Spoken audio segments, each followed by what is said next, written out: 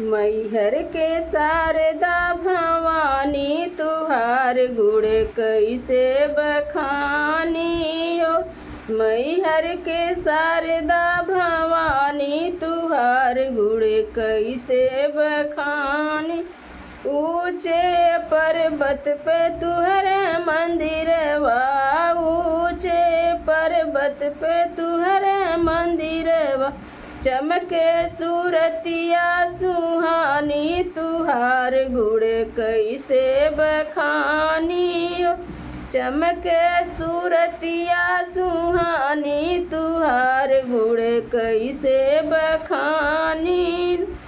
मैहर के शारदा भवानी तुहार गुण कैसे बखानी।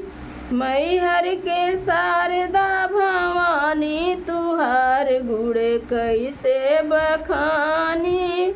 सारी दुनिया चरण सिर झुकावे, सारी दुनिया चरण सिर झुकावे।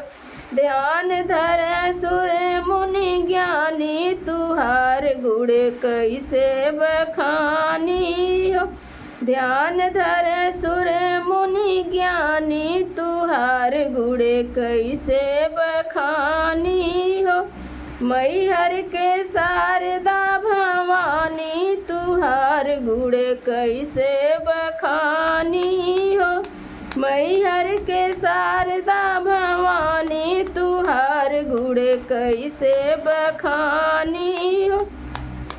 मैया दुआरे एक निर्धन पुकार, मैया दुआरे एक निर्धन पुकार। दुख दूर करो भवानी तुहार गुण कैसे बखानी हो।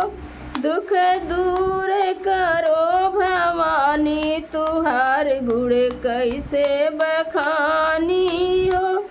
मैहर के शारदा भवानी तुहार गुण कैसे बखानी हो।